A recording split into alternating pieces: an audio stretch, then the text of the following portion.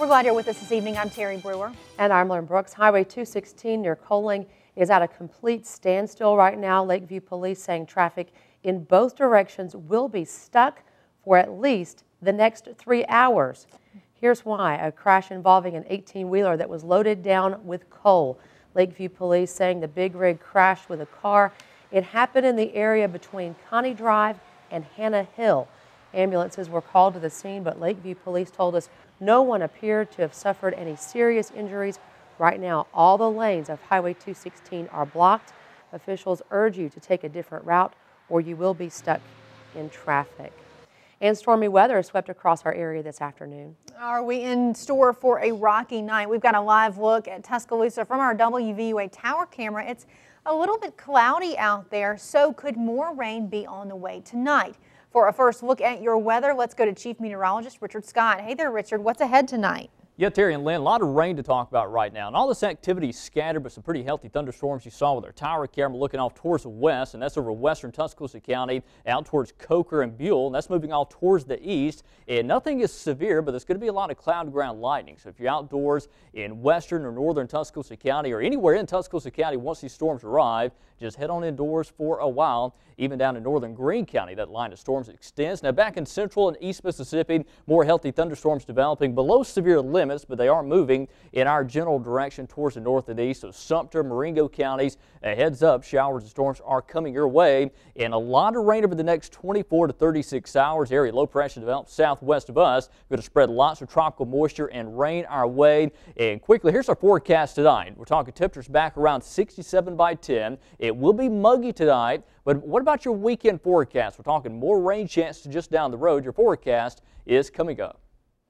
Thank you, Richard. New for you at 5 o'clock tonight, 2 Alabama professors are drawing attention to Tuscaloosa's rebuilding efforts through an opinion article published in the Wall Street Journal. University of Alabama professor David Beto and Troy University professor Daniel Smith published an article for the Wall Street Journal on Saturday. It compared Joplin, Missouri's tornado recovery to Tuscaloosa's recovery efforts. The article brings to light problems Tuscaloosa business owners are facing in the recovery process and the timeliness of rebuilding. Tuscaloosa Mayor Walt Maddox reminds Tuscaloosa residents rebuilding takes time, while Beto believes in Joplin's rebuilding efforts. The evidence they have is that Joplin took a different approach. They said, we want the affected businesses to rebuild as quickly as possible. We regard you guys as the allies. We want you to rebuild. Recovery takes a long time. There are no simple solutions. And on one hand, you can't say we don't want government involved. And on the other hand, you can't say why hasn't government fixed it? And that's basically what's being argued in the piece. We'll have more about the Wall Street Journal opinion piece and what Mayor Walt Maddox is saying about it coming up tonight on WVUA News at 6. If you're planning to take part of the University of Alabama's Remembrance Day of Service, tomorrow is the deadline to register. The day of service is set for Saturday, April 21st.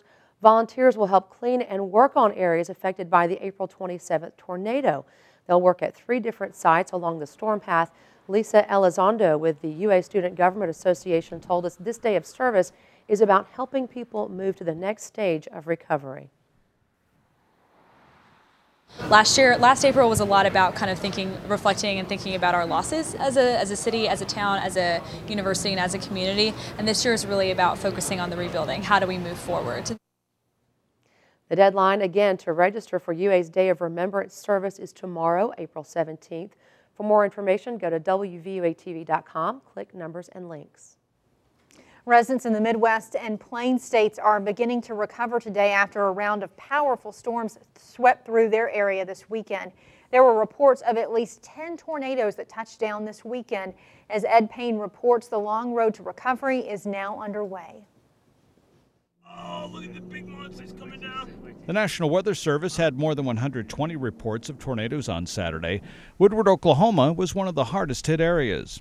Homes and businesses were leveled, 5 people were killed, dozens more were injured. And look at what the storm did to this house. The homeowner and his wife took shelter in a storm cellar. How did he manage to open the heavy door? You just do it. Another Woodward man may not be sitting pretty, but he's thankful. Paul Lord survived the storm, which threw him out onto the street. When I was laying down there on the curb, and I looked up and saw the house gone. I didn't know what to do. And then neighbors come in and started pulling bricks off and tilting walls up, and everybody started coming out. The roof collapsed at this airplane manufacturing plant in Wichita, Kansas. A few hundred workers were there, but no one was hurt. And a confirmed tornado struck this hospital in Iowa, blowing out the windows and damaging the roof. No major injuries were reported there, and patients were moved to other hospitals. Attention now turns to cleanup, and there's plenty of work ahead. As people sift through the rubble for belongings, Paul Lord, that survivor in Woodward, says he's already recovered all of his valuables. I found them. My son, my daughter, son-in-law, my grandbabies, my wife. Everything else just brick and stick, and they're all easily replaced. I'm Ed Payne reporting. So far, there have been at least 5 reported deaths from Woodward as a result of the reported tornado. On your Crime Watch, we now know the identity of a body discovered in Tuscaloosa County. And authorities say the victim was murdered. According to Tuscaloosa Metro Homicide Captain Lloyd Baker, the victim is 50-year-old Greta Excel Johnson of Northport. Now, we've reported Johnson's body was discovered Thursday inside an abandoned mobile home on Sanders Ferry Road. Baker says Johnson died as a result of blunt force trauma. He said she was last seen March 3rd and reported missing to Northport police March 9th. Baker says the homicide is under investigation by the Tuscaloosa Metro Homicide Unit. New at 5, former HealthSouth CEO Richard Scrushy is no longer behind bars. Scrushy was released from a federal prison in Texas and has been moved to a halfway house for prisoners in Houston. WVOA reported back in January Scrushy's sentence had been reduced to 70 months or 6 years. The former CEO was imprisoned after being convicted with former Alabama Governor Don Siegelman in a state bribery scheme back in 2006. Today marks 5 years since the deadly Virginia Tech massacre that left 32 students and teachers dead. Events are planned throughout the day to remember the victims of the 2007 shootings.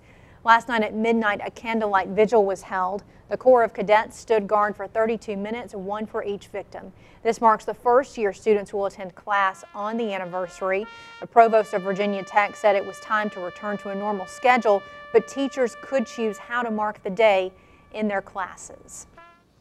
The quilters of Gee's Bend are known for their beautiful pieces of artwork, and now they're the subject of a novel. Irene Latham visited with students at Rock Quarry Middle School today. She's the author of Leaving Gee's Bend, a novel based on the world-famous quilters in Wilcox County. Latham spoke to the 7th grade language arts classes. She told WVOA it's important for students to know the history of Gee's Bend.